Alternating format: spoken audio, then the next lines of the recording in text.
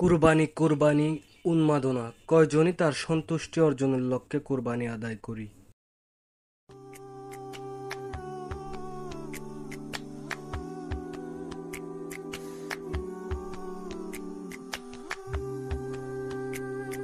খবর কি অবস্থা? জি আলহামদুলিল্লাহ, আল্লাহ ভালো রাখছে। আপনার কি খবর জগৎ সাহেব? জি ভালো আছি। এবারে বাজারে সবচাইতে বড় গরুটাই আমি কিনবো। জি, যার যতটুকু সামর্থ্য সেই ততটুকু হাদিয়া দিয়ে কোরবানি গরু কিনবে। এতে তো অহংকার করার কিছু নেই।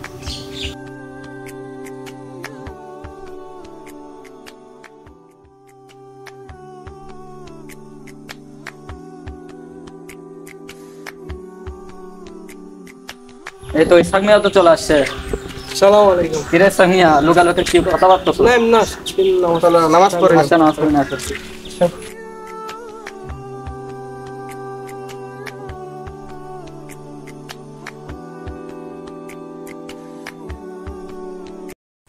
আমি কুরবানির দিন সকালবেলা দরজা জানালা সব বন্ধ করে দিব, তারপর গরু জবাই করব। কেউ দেখবেই না, কাউকে মাংস দেওয়া লাগবে না, একাই খামো।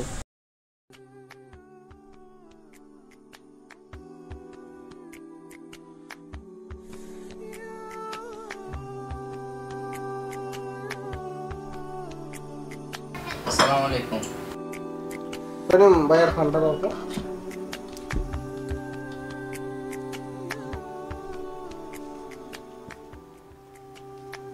ওটা দাও।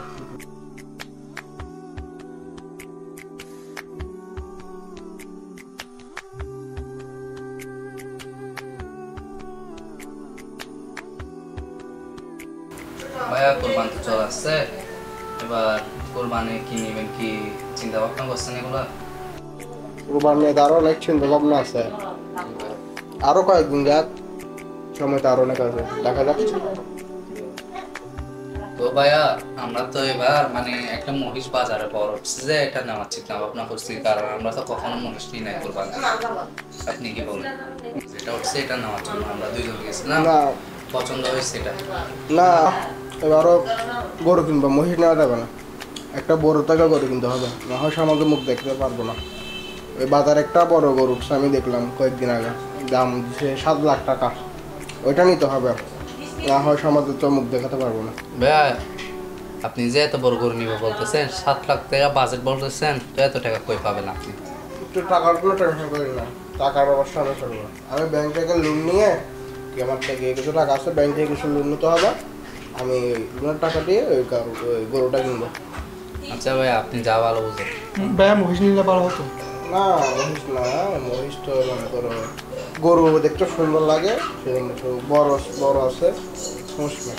মহিষ একটা দেখছিলাম তো তাই। না, আমরা সমস্যা দুজন নেই। মিলে এমনিতে ভাইয়া, তোমরা দেখছো এটা মনে করো 3 লাখ টাকা, ওটা 7 লাখ টাকা। 3 লাখ টাকা নিলে এটা আমাদের সাথে তারপরে যায় না। ভাইয়া মনে করেন আমাদের এখানে কখনো তো কোরবানে সবসময় তো গরু নিছেন, মহিষ তো একবার নেন না। তবে মহিষ যেটা দেখছো এটার দাম হচ্ছে 3 লাখ টাকা, আর আমি গরু যেটা দেখছি এটার দাম হচ্ছে 7 লাখ টাকা। আমাদের সাথে 3 লাখ টাকার মহিষটা যায় না। আচ্ছা ভাই, ঠিক আছে ভাই, আপনি যা ভালো বুঝেন। আমি কালকে ব্যাংকে যাবো সকালে, ব্যাংকে গিয়ে কিছু টাকা লোন নিবো, লোন নিয়ে যাবো। আচ্ছা ঠিক আছে, ঠিক আছে। তোরা থাক, আমি একটু বাইরে যাচ্ছি, ঠিক আছে? ভাবি ডাকলে বাদ কেটিস। আচ্ছা ঠিক আছে, আসসালামু আলাইকুম।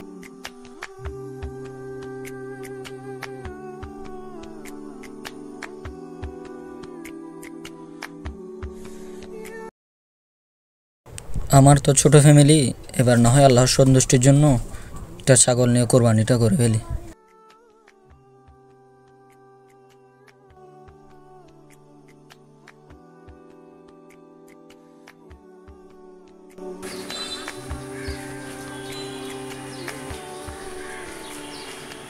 আসসালামু আলাইকুম জগৎ সাহেব।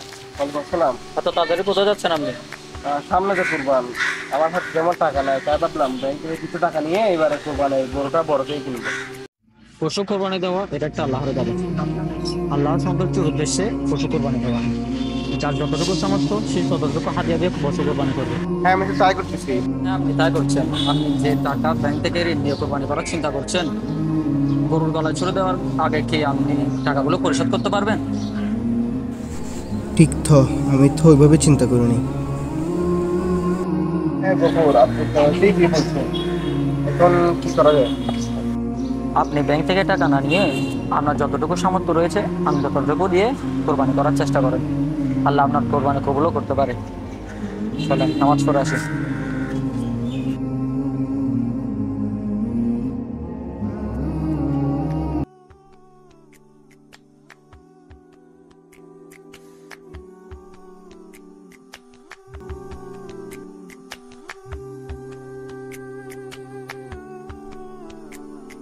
থাক মিয়া।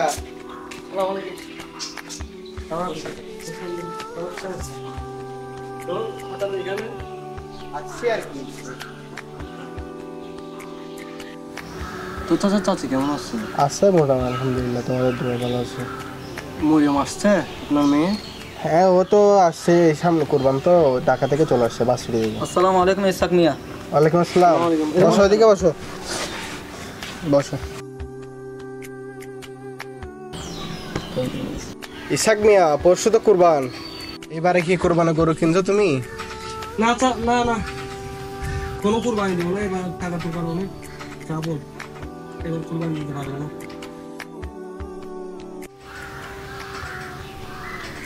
আচ্ছা ঠিক আছে।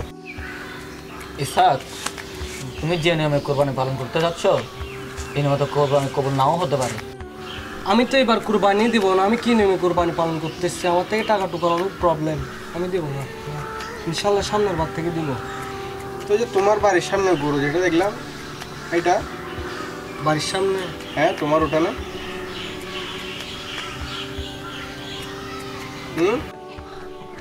ওইটা না, ওইটা এমনি কিছু না। তো গরুটা কি, গরুটা খায় তোমার না হলে? ওইটা একদম, আচ্ছা যাক, ওইটা নিয়ে আপনারা কথা বলেন না। তো যে তুমি যে কোরবান দিবে না বলতেছো, দেখতেছি ওটা না একটা গরু।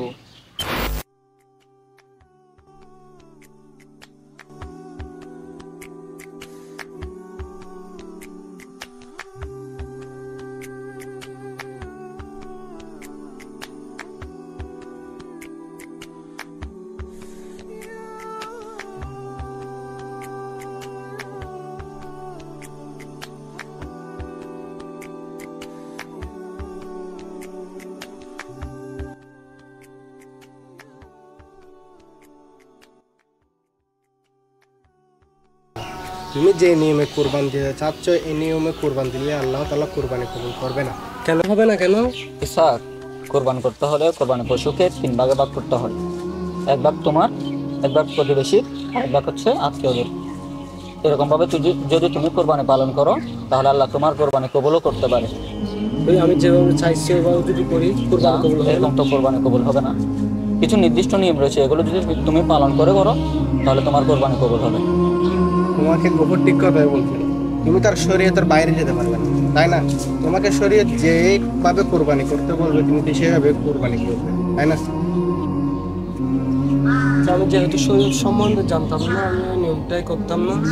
আমি জানছি, আমি ওই নিয়মেই কোরবানি করবো। তোমার ভুল বুঝতে পারছো, সেটা অনেক।